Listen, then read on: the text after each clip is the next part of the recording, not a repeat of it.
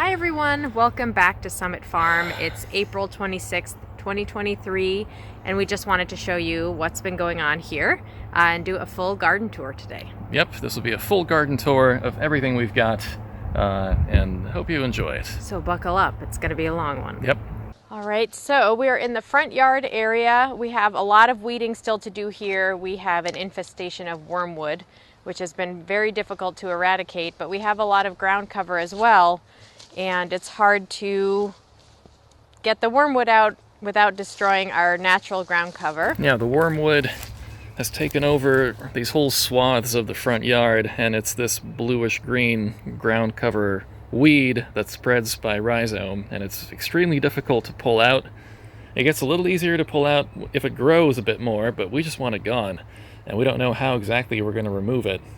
Yeah, I mean, the hope is if we just keep at it, eventually it will lose strength and disappear. But unfortunately, maybe 2 years ago when we first noticed it, we thought it was a beautiful ground cover because it does look really nice right now, and didn't realize it grew very tall and seeded itself everywhere and spread under the ground for a couple of years. So we have a big project ahead of us here. I don't think the wormwood is native to here, is it? So somebody must have planted it here on purpose before, but we just don't want it. Yeah. So one other update is our rose hedge, which we planted last fall after the fence was replaced. We had a couple of warm-ups in the spring or late winter, and then some really, really cold nights where it went to -12, and we lost a lot of our plants. So today I just transplanted 8 new at last roses out here. I really hope they take, because my dream is to have just a full hedge of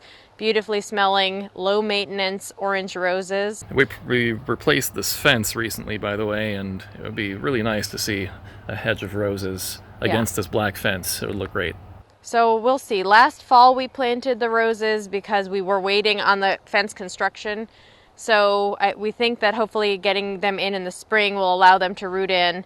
I did notice as I was pulling some of them out that I think the soil around them settled quite a bit, and some of those roots were a bit high and exposed, and that might be some of the reason why, with the really cold weather, they didn't survive. They are hardy to, I believe, zone 5. We're a zone 6 here, so they should have been okay, but it might have been the warm-up, it might have been that they weren't well established, it might have been a few factors. So anyhow, here's hoping that it goes better. And notice that we laid drip irrigation with little drips to each of these roses, so that's taken care of. Yep. Otherwise, the daffodils are starting to go out of bloom here, but they were really pretty. We didn't put those in. The previous owners had a lot of gardening done ahead of time, fortunately, and we've just been adding to it. We do have a hedge of limelight hydrangeas, which we planted, I want to say two years ago, and they're starting to take off. Hopefully, the idea is to have, 6 to 8 foot hedge of hydrangeas along the front. I think that would be really beautiful. Yeah, this Japanese maple does not want to die. No. We cut it back pretty much every year, and it keeps growing back. Yeah, but it looks pretty. It's okay right now. Our quince tree here has been in the ground since, I believe, 2020, right? Yeah. So this is its 3rd season. We've never gotten a fruit off of it. Last year, I think it put off 1 or 2, and I don't think they got pollinated. And I pruned it back pretty hard because it was really putting off a lot of vertical growth and not horizontal, and I want to make sure the shape is nice. So we'll see how that turns out. Hopefully some fruit this year. That would be amazing. Plenty of different tulips here and there, different colors. Yeah, we didn't plant those, but I really like this one. I don't know what variety it is. Isn't that gorgeous? Yeah, I love when it's really full with petals like that. Yeah, I think it's called a peony tulip. I don't know the variety name, but it's super beautiful. And then we have some species tulips coming up here too. These actually were open earlier today. Those tend to survive really well. Those are the really small ones with the pointy leaves. On the other side, our oak leaf hydrangeas are coming out of hibernation. We do have some weeding to do on this side as well, but not too much to show here. And I think those are Brunnera. I want to say it's either Brunnera or Forget-Me-Not that are really blooming beautifully right now too. Yeah.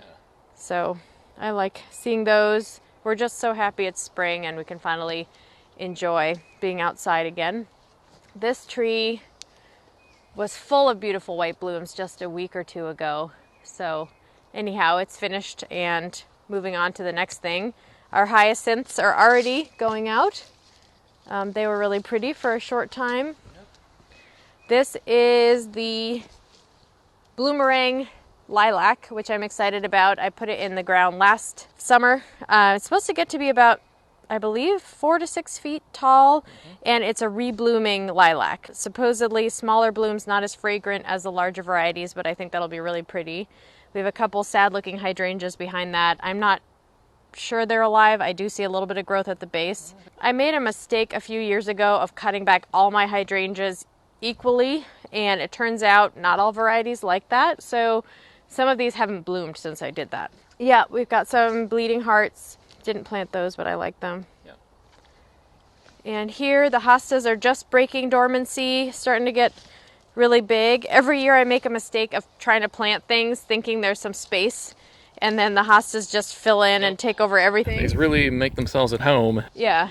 Arctic raspberries, I really think we should plant these out to be ground cover somewhere else in the yard, because the berries from these are very delicious. Really and delicious. They're so delicious that they get eaten by chipmunks as soon as they come, so we've never actually had that many for ourselves to eat. I'm a little worried, I guess, if we plant them out that the leaves will get eaten. I'm not sure if that's a rabbit food. We have a lot of rabbits around here. Well, the key is to have so much of it that there's enough for everybody, right? Yes.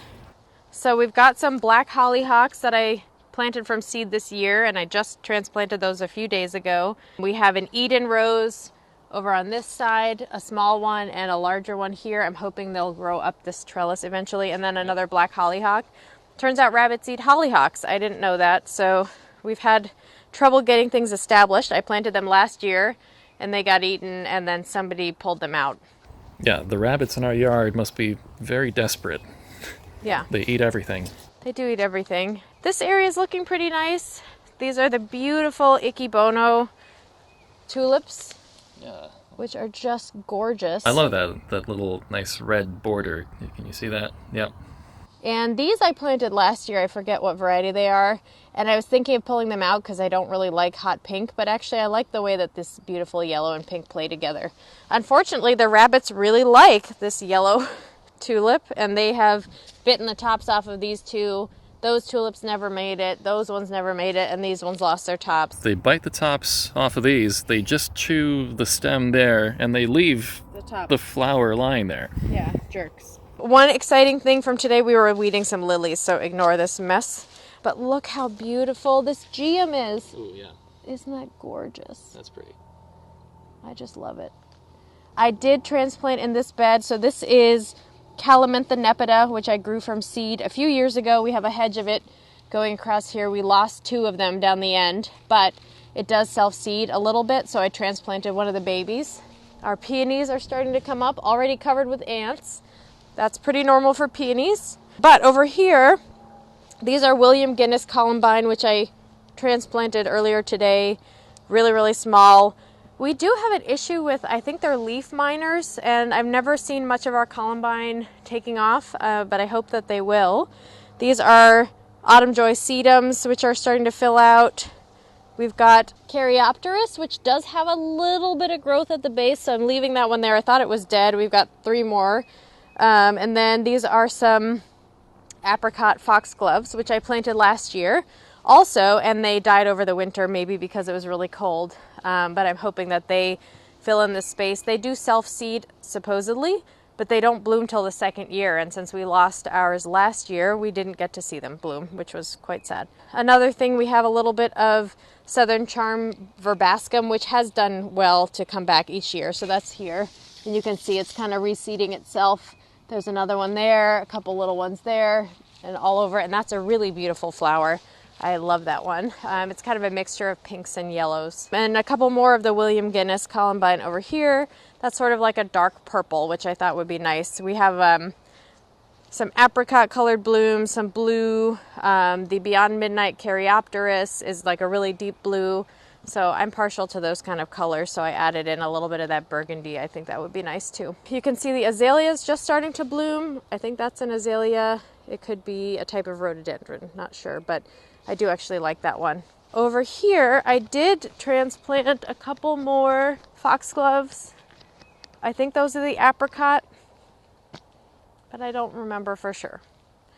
And you can see actually we have some wild columbine already here, but it never really seems to bloom that well because it gets eaten by something. Our strawberry bed, it's looking not too bad actually. Over the winter, it was decimated by a vole, or a group of voles.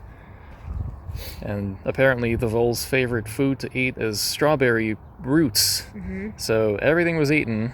Yeah. But, well, some of these plants came back, and they're coming back nicely. I'm tempted to maybe like transplant this. We transplanted a few more just to fill back this bed. And there's a bunch of overflow strawberries that overflowed from the runners from last year, which we transplanted back in there. But I don't know, I like the idea that it's just doing its own thing.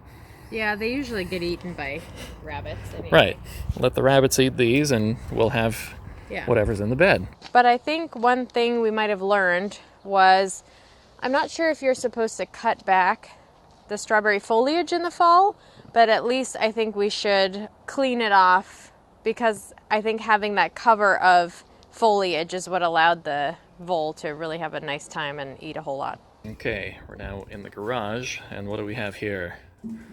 So these are some of the seedlings that I started inside. These are our tomatoes for this year, and we just were so excited that we obviously started them a little bit early. It's still not even our last frost date yet. Our average last frost date here is approximately April 30th, and usually I wait until around May 15th to plant. However, these plants are huge. There's no frost on the forecast right now, so I'm starting to harden them off. And then these are our overflow tomatoes, because I just can't bear to throw anything away. Hopefully we'll give them away so Dimitri doesn't make a second bed of tomatoes. We'll go over what varieties we have when we plant them out. Here's just a few more flowers and things that I planted as a seed. This is penstemon, which does still need to get planted out. This is a sweet pea that's hardening off. Snapdragons, which are an annual here, I will plant those out in the cut flower area. This is a strawberry foxglove, which is supposed to be a perennial foxglove, like truly blooms yearly, which I'm going to plant by our back fence. And then just a couple other cutting flowers. These are all annuals, cosmos, lisianthus. These are onions, and some zinnias in the back. We have leeks that need to be planted out. I did buy a rosemary because our rosemary died, and 2 more roses, spare roses in case. Yeah. In case. All right, looking at the brassica bed. Yeah, so this year we were going to move this somewhere else because we've been growing brassicas in this bed for 3 seasons at least, but it's so much more convenient. I tried to transplant them down the end of the tomato bed, and just reaching in and keeping that covered, it's just such a pain. So this has worked for us in the past. I'm just going to keep doing it until, I don't know. Yeah, so we have red Russian kale. You can see this one in the middle of the back. That's actually a plant that survived the winter and is sprouting again. These 3 I grew from seed inside. Actually, there's 5. These 2 lacinato kales here and here, I did buy those plants because my lacinato seedling is this little tiny thing. It didn't do very well, so I bought some more, but I still planted that one. This looks like maybe a collard that survived the winter, and that one sprouting over there is another collard. And then this is Chiji Masai, which is like a tatsoi hybrid that we really like for stir fry. Great alternative to bok choy. Yeah, it's a little denser, and the plants get pretty large, and you can just harvest one, and it makes a nice side dish. I think what I'm going to do actually is move all this one more layer back and keep the brassicas just in here, because I really want this full sun bed for our peppers. We planted a ton of peppers this year inside. They're huge, they're ready to go out, and we really enjoy them. We're not big fans of sweet peppers, but we love mildly hot and hot peppers for hot sauce and making enchiladas and all kinds of things like that. So we're really excited, and I think we need a lot more space. And then a couple onions. Last year I really enjoyed growing onions. I was going to do basically, the original plan was half this bed was going to be onions and the other half peppers. But my onion starts did horribly, and I know it's ridiculous to grow onions because they're really readily available, but it's kind of fun. And it's one of the things we use the most of, so it makes sense to me, as far as local food, to grow the things you use, but they haven't been doing super well. I might move them. Just got a bunch of compost under this tarp because it's been raining. Yeah. Here we have, look, just a few little baby carrots. Carrots coming. This is another thing that why am I growing this? I don't know. I hardly get any germination. I did pre-sprout these, but even then, they don't all come up. It is fun to pull them out, but now I have, a third of the bed used up for not very much food. And today at Trader Joe's, a 1 pound bag of organic carrots is 99 cents. Yep. So this is not worth it to me to grow here. Maybe in the fall I'll try another round when we're pulling things out anyway. But I might not let those. Cilantro in these corners. Yep, so some cilantro. This bed is probably going to be eggplant because I don't think we'll have enough room in that bed to do all the peppers and eggplants. And the eggplants we have now are huge. On the other side, a couple more cilantro. There is scallion. Those guys that I planted from seed. The cilantro is from seed. I did buy that parsley plant because I forgot to sow some parsley. Yeah. And then this is just cover crop you see in the beds. We shred the oak leaves and then mulch our beds with oak leaves after we put chicken manure on them. So that's kind of our fall practice so far. We'll see how long we can keep doing that. But these are our tomato beds. So we're going to be hanging strings and... Yeah, here's our tomato trellises from where the strings will hang. Tomato plants will come up from there, as they did last year. And again, what are these random peas growing out of this bed? They're Austrian winter peas. And I think a winter wheat. And they're just supposed to fix nitrogen, and then you chop and drop at the end of the season. I'm not sure why I bothered, but I had the seeds, so I did it. Okay, let's go back down because I'm really excited. This bed doesn't have anything in it yet except a couple sweet peas that I planted from seed down the end of that trellis. Super exciting. Look at this. I grew this from seed. This is stock. It's a cutting flower. It's in the Brassica family, and it has a beautiful clove-like aroma. I have two varieties. This is like a creamy yellow, and then there's an apricot color, which I think is these in the front. And I did just sow some more seeds to do consecutive succession planting of that later. These are leeks from last year, and they're still growing. I'm going to pull them out soon because I do need to put some of the other cutting flowers in here, but they're doing okay right now. This bed doesn't have anything in it except borage in that corner and chamomile in this corner. And in fact, borage here and borage everywhere because borage self-sows everywhere. Yeah. Chamomile spread itself all through here. Yeah, so the chamomile started sprouting all over the ground, so I actually scooped one up and tucked it in each corner here. We love chamomile tea, and we have so many. I also transplanted it into these planters, and hopefully we'll have a whole lot of it to enjoy. All right, so we've got a couple borage in the corners here on either side, and I'm pretty sure borage wasn't. And then here we've got, I'm going to uncover this so we can really get a good look at it because I'm excited. So we've got our peas. These are Lincoln peas. Lincoln peas, our favorite. We love getting the first of the season peas from Lincoln peas and having them so delicious on a sandwich with just fresh peas. It's the best taste ever. Highly recommended. One of our favorite ways to enjoy peas is raw peas with some lemon zest and mint and olive oil on some grilled bread. You put a little bit of goat cheese on there and then a little olive oil and Parmesan on top. It is phenomenal. That's one of the best ways to enjoy them. So these ones I sowed inside in plastic gutters, and then you just slide them out into the soil. Usually they undergo some transplant shock, and peas don't really like to be transplanted, but I'm always worried that there'll be some problem with them germinating outside. But I did also sow 4 rows of peas directly in the ground, and almost all of them are coming up. We're missing, something here. Oh, there he is. Look, so cute. Yeah, it's there. So anyway, we are super excited about peas. We have obviously a lot of self-sown borage, and we have parsnips. So you can actually see down here these little green things popping up. Uh-huh.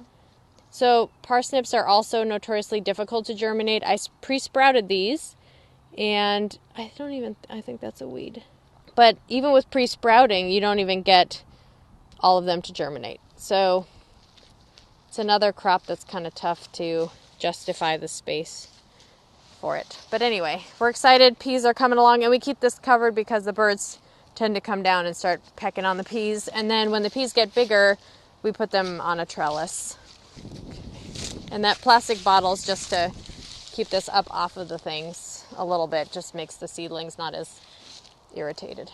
Next is the garlic bed, which is looking beautiful. Unfortunately, this variety of garlic I got at the local garden center 2 summers ago, and it was the largest garlic that we harvested, so I saved it for seed garlic. But it turned out over this past winter, I realized that whatever we had left, that actually didn't store as well as the other varieties we had before. So this entire bed is planted out with a variety that doesn't store very well, but it does make really large garlic. So next year, or this coming fall, I will buy more seed garlic and start again. But you can see they're really, really large already, which is awesome. And I know that garlic is a heavy feeder, so I do need to put some fertilizer in there soon. These are our cabbage plants. We have a mixture of Copenhagen market cabbage, Murdoch, and early Jersey Wakefield. We'll know more when they start to get bigger and we can differentiate them. I probably have some of them labeled, but I don't know where they are. So anyway, really like cabbage, excited to have some to eat. Over here, raspberries.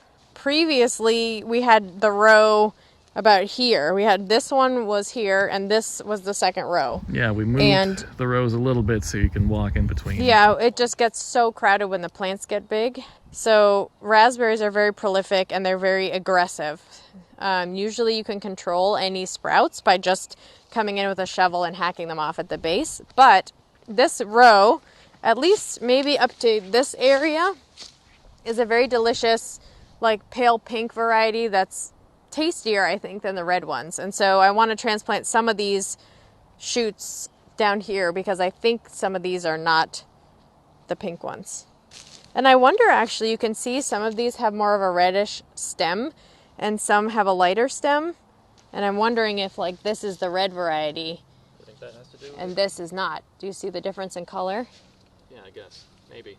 Like that versus that? Mm-hmm. But I don't know, that looks kind of the same. I'm confused. Anyway, a couple of things we transplanted down here. This is going to be like our bee garden area. I just added some more foxgloves. These are Pam's foxglove, which is like a whitish with purple flecks inside. These are some more columbine. These are blue columbines. More foxgloves back there. We do have some Monarda or bee balm that I transplanted in the back. You can't really see it very well right now. This is our bird bath / bee drinking fountain. And then I think this is bee balm also. You can see I watered it, so it's kind of sad and falling over. And this one looks like it's coming out of the ground. I did transplant some delphiniums, which I have not had success growing before. I think something eats them. And they tend to be prone to damping off. So you can see my little seedling, it's not dead fully. It probably will die, but I transplanted it anyway. And we've got a couple here to keep the rabbits away from. They're not very impressive. We'll see what happens to those. Over here, we've got some roses that were here when we moved in. I did plant some Fama white pincushion flowers, which are perennial here in the front. You can see these little plants. Not much to see. Those I grew from seed. That is anise hyssop, or Agastache, which is a pollinator magnet and also great for tea. So we've got a couple of those kind of peppered throughout this area. And by the way, this area was also infested by the wormwood, which... Oh yeah, it still is, but we got a lot of it out. You see it here and there, but we got it mostly out of here. Yeah, it's a lot of work. This is a regular big catmint that the bees really like. I planted some verbascum. It's not Southern Charm. I forget the variety. It's white with like a pink center. Some more of the anise hyssop back there. Yeah, so over here, this is my second attempt at growing sea buckthorn, sea berries. So this is a female and a male plant. You need to have both together to pollinate and get fruits. I think. Definitely waking up. Yeah, they're waking up. They're doing way better than my first try already. I think the first try woke up too and then died. No, well, this is more waking up than the first try did, definitely. Maybe. So we're hopeful because they're really delicious. Yep, and a few more of my berries. This is honeyberry. I forget which varieties these are, but they're all very good, and I think rabbits kind of ate these during the winter. They pruned them for me on my behalf, but you know, whatever. We're seeing some flowers, and some of the berries have already started growing, so that's good. Are these some of the ones with the really big berries? These are medium-sized berries. The plants up there have really large berries, which I love. Where did we get these? Are also good. Are these from Home Depot or something, or did we order them? No, I think these were from Honeyberry USA, yeah. And then here I have a blackcurrant plant, and this is a variety that is in fact resistant to the dreaded fungus for that which makes blackcurrant is banned, in many states, but not this variety. This is fine, and it's already having berries, so I'll get to taste these this year. We also have a beautiful flowering quince, which last year we harvested a couple of fruits off of it, and I've seen the bees all over this. It's so beautiful. The fruit tasted pretty awful. It produces the tiny little quince fruits, which smell really fragrant, and it smells like it could be a really delicious fruit. Yeah. So we tried making an alcohol infusion of it, a brandy infusion, and it was not good. Uh-oh, we see some poison ivy there. Looks like a bit that I missed while pulling it out. Okay, well, something to do tomorrow. We've got some apricot hollyhocks down here, which got eaten by rabbits last year, so they are covered in netting, and hopefully we'll get some growth off of those. I'm not sure this gets enough sun down here. There are some trees that really leaf out and cover this area, but we'll see. And then we have our second asparagus bed. We'll show you our first asparagus bed in a little bit, but you can see how cute they are, some of these little babies. Asparagus. And here's a little asparagus fern, doing great. Look at this one. Oh my gosh, it's so freaking cute. We'll see how these do. It's going to be a couple of years before we can ever harvest anything out of here. Yeah, and just the other day we laid drip irrigation all throughout here too, just to make it more convenient to water all this stuff.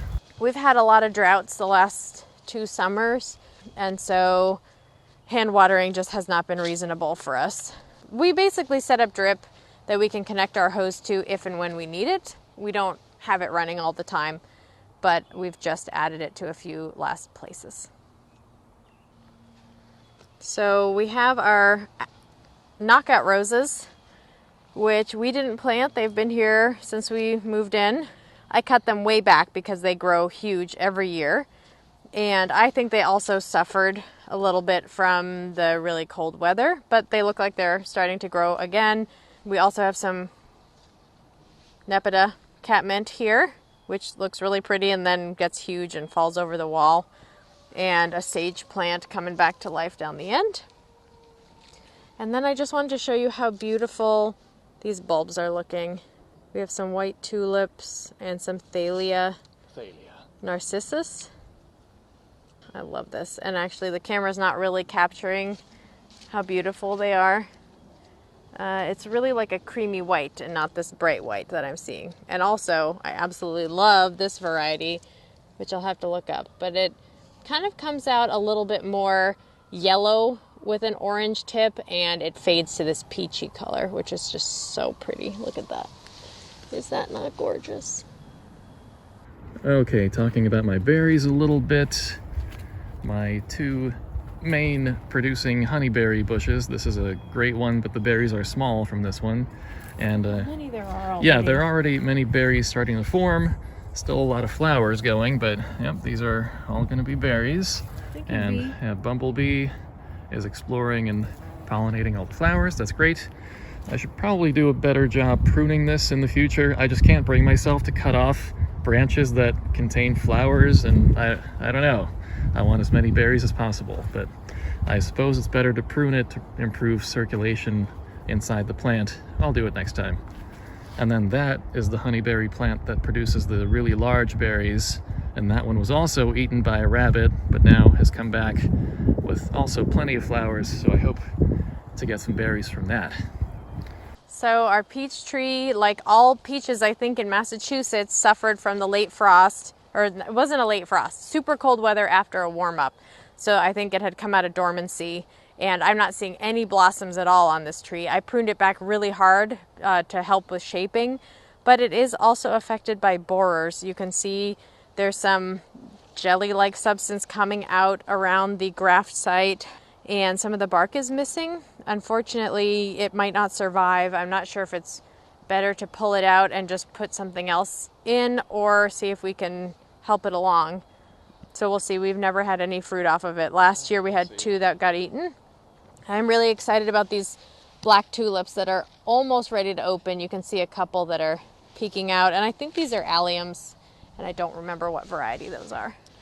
There's our beehive over there. I think the bees have gone to sleep for the day. They were very active today. We'll do a follow-up video on that later, I'm sure, but I'm very happy with how they're doing so far. And then this is the Comfrey Bocking 14 variety, which is not supposed to be invasive. We did add drip irrigation to this because even last year we had trouble keeping it from wilting. We live basically on a ledge, so there's going to be some very dry areas, not a lot of topsoil, but it looks like it's doing pretty well. And you can cut this back, make comfrey tea, feed your plants with it. Comfrey tea not for drinking, but for plants. I think it's toxic actually. My currant bushes, this is a red currant with larger, very tasty berries. All of these currants are very much flowering and almost finished flowering, and berries starting to form. And I did prune these, so they're kind of open in the center there, which is what you want. This is a white currant, and look at that, little bundles, flowers on every branch. That's what you want to see. This is a now 5-year-old currant bush That we brought with us. Brought with us from Pittsburgh. Slightly smaller berries, but every bit as delicious. And then my gooseberry, also flowering. Let me see, this currant bush is already having an aphid problem. If you look at these leaves, yeah, this is not any kind of disease of the plant itself. There are literally aphids living on the back of this leaf and eating the leaf from the inside out. So I'm just gonna need They just suck the juice. I'll need to spray this a little bit. You can also just smush. So I just transplanted some poppies this morning here, and I've cut back our lavender hedge, which hopefully will come back. I think you're supposed to cut that back in the fall, so now I know. Anyway, some more daffodils. We didn't plant these tulips. Not my fave, bright red, but can't be bothered to pull them out. They look good. Yeah, and I really love those daffodils. Those are too red. Those are okay maybe, those red. This red is like, acceptable to you? Too much. Okay. Too much of a good thing, or a bad thing. Some purple tulips, grape hyacinth, violets, I know are a weed, but they look nice. We do have a David Austin rose that I transplanted maybe a week ago, 2 weeks ago. That is the Desdemona, which is a shrub rose, whitish pink, I believe. This is a weeping crabapple called Ruby Tears, which I got on a discount last fall for $40. Can you believe that? Super excited about that. So haven't seen it bloom yet. I'm hoping that the fruit is nice looking. It didn't have any fruit when I bought it. And I think I will probably prune up some of these lower branches eventually, but we took off the dead things that didn't survive the winter. Okay. Here is our creeping thyme. More thalia. Look how delicate. I don't know if that is thalia. Is it not? I don't know. I forget. We do have that one, but this is thalia, I think. Well, how's that different then? Well, you can see the bell is a little bit bigger, and the leaves go backwards. So you see thalia, or the petals go back. Okay. And this one, which I also really like, has more of a forward-facing petals. Creeping thyme everywhere. Yes. Coming back. But the bees love it. It blooms. Some nice purple flowers. Pollinators love it. You can cut it back and it'll bloom again. It's great for culinary purposes. It suppresses weeds. Dimitri doesn't love it, but I really like it. And then we converted this to an herb garden this year. There used to be a tree there, and then there were some hostas all around this area, but I thought an herb garden, because this is our kitchen door, would make sense. So we have chives, which are just, the blooms are building up now. Those blooms are really pretty, and you can actually eat them if you want. And I did put a spacer in on either side because this is peppermint and that is lemon balm, both notoriously aggressive. And then this is tarragon, which is a perennial, so that survived the winter. This is oregano. Our other oregano didn't survive, but it should. And then these are garlic chives. There's a bunch of different hellebores in here. 6 of them I bought at Trader Joe's for $12.99. I feel like that's amazing. I'm so excited about it. But I bought them in February, and I had to keep them inside and keep them alive for 2 months before we transplanted them out here. But they seem to be doing pretty well. And what I love about hellebores is that when their blooms fade, they just stay on the plant, and that's it. So, I mean, these are really old blooms, and they're just going to be there, which is great. So these 6 here are from Trader Joe's. These I got discounted last year, and there's 4 of them filling up. We've got beautiful bleeding hearts here. There is a clematis fall blooming. I forget the variety name. It's supposed to smell nice. It is a little bit aggressive, so you have to cut the blooms off when they're done. And then these are a couple of hellebores that were planted out in a container that was really waterlogged. So they're not looking happy, but they did get transplanted. And I think there's some living leaves there. Not sure about that one. That looks pretty dead. So we'll see. Here's a spirea coming back to life. These are a little aggressive. You can see that it's sort of self-sown all over the place, but I think it's easy enough to pull them out if you want to. There's a bad friend. There's the bane of our existence. He's been eating everything, and I can't seem to catch him. You go away, naughty. Over here, some more daffodils. We've got our other generous gardener rose here, which is another David Austin. Some more daffs, some astilbe in the back there that's just coming back. And then this is monk's hood, which has beautiful purple blossoms late in the season. Oh, and check out that bird's nest. It's even bigger. I think they decided to keep it. Okay. Do you think so? Yeah, someone's living in there. Yeah, cool. Hopefully it's a robin and not somebody else. Hopefully we'll fill this in a little bit more with some things this year. We had this fence replaced last summer, and they dug up all kinds of rocks and things. That's why the soil looks so terrible. We do have a couple of hydrangeas that we transplanted from the front yard because they were just drooping every single day in full sun. This area gets really shaded when the trees leaf out. So hopefully I do see some life at the base. This is another variety that I don't know exactly what type it is or when to cut them back. Clearly it's kind of congested with growth and we do need to do something to it, but I'm giving it time to get adjusted, and then maybe we'll prune it in the fall or take out the dead in the fall. And then here I planted a tiny oak leaf hydrangea last fall that I took from the front yard, and you can see there are like 2 little buds on it. Little tendrils? Yeah, I mean, probably should just buy a bigger plant, but it'll get big eventually. We've got some asparagus here. This is our older asparagus bed, and we're just starting to get some good growth here. You can see a bunch of new shoots. We've got purple and green asparagus. This one I think is a green variety. And I think anything that's larger than a pencil you can harvest. So this is the 3rd year in the ground for these plants. So they should be ready to harvest, but we didn't have any drip in this area until last fall. So I think the plants are kind of behind because they just were so stressed. Our kiwi berry vines, which we planted over this beautiful pergola structure. These are also a male and a female plant. I forget, I think this is the female, right? Yeah. And that's the male. We don't know how many years it'll take for them to actually flower. Yeah. This is now the 3rd year that they've been here, and they're still not flowering. I think that's normal. It's usually like 5 years. Okay. So Here's hoping. we're hoping, and hopefully like the lady doesn't flower and the male doesn't. They do look a little bit yellow. I think they need some nitrogen. Oh yeah, did we in fact feed them? Not yet. Okay, we should. Not yet. So anyway, that's what's going on there. This is our sour cherry. Sour cherry. Coming back to life. That's Got looking eaten good, down last year, but this is supposed to be like a 8-foot tall maybe shrub. Well, We have some blueberries. Don't ask why. It's like, how many blueberries are we going to get off of this? Like 4? Well, these also get eaten really quickly by rabbits. And birds. Yeah. Yeah, I'm not sure it's worth growing blueberries because you think about it, like you need a lot of blueberries to make anything.